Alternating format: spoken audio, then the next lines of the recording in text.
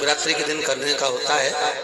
कहते हैं जिसका व्यापार ना चले, व्यवसाय ना चल रहा हो, बहुत ज्यादा कष्ट में जीवन निकल रहा हो और बहुत ही ज्यादा तकलीफ हो रही हो, तो धतूरे को हल्दी में डुबोकर शंकर भगवान को शिवरात्रि के दिन रात को 12 बजे समर्पित करें।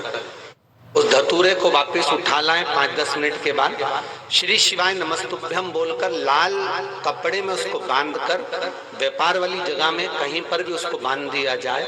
व्यापार पीछे नहीं हटता, व्यापार अग्रण्य भाव में बढ़ता चले जाता है। महाराज उस धतूरे को केवल परंतु शिवरात्रि के दिन रात को 12 बजे ही किया जाए, हल्दी में डुबोना पड़ता है।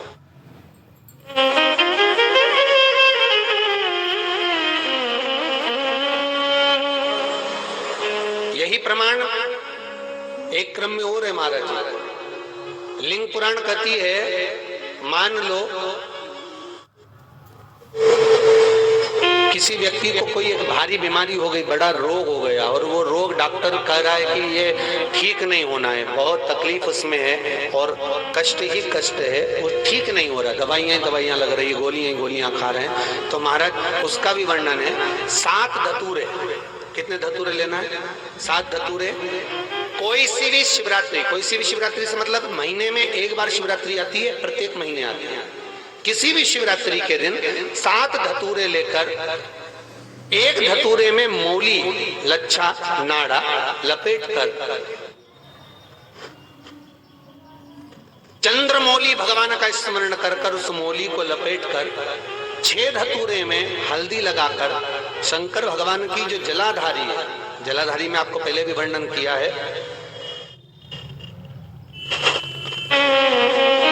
शंकर भगवान का ये शिवलिंग है, ये जलाधारी है, ये भगवान का जल निकलने का स्त्रोत, चरणारविंद का भाव।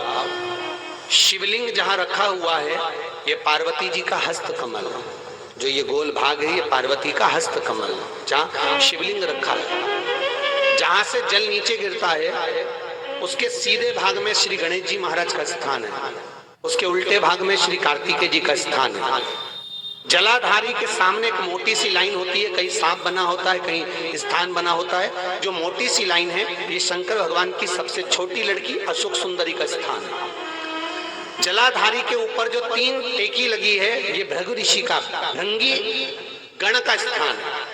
इसके ऊपर जो कलश है, कलश में जो पानी भरा जाता है वो पानी जो बूंद बूंद नीचे गिरता है, ये शंकर भगवान की 5 लड़कियों का स्थान है। जया, विषहरा, सामरीबारी, दोतली और देव, ये 5 लड़कियों का स्थान है। शंकर भगवान का संपूर्ण परिवार शिवलिंग के सामने से, जहां से जल चालू होता है गिरने के लिए नीचे की ओर जब जल जाता है, उस स्थान पर भगवान शंकर के सारे गणों का स्थान है।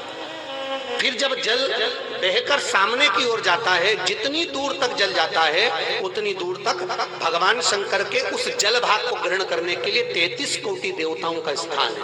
इसलिए उस जल को हम लांघते नहीं है, क्योंकि वहां 33 कोटि देवता विराजमान रहते हैं महाराज।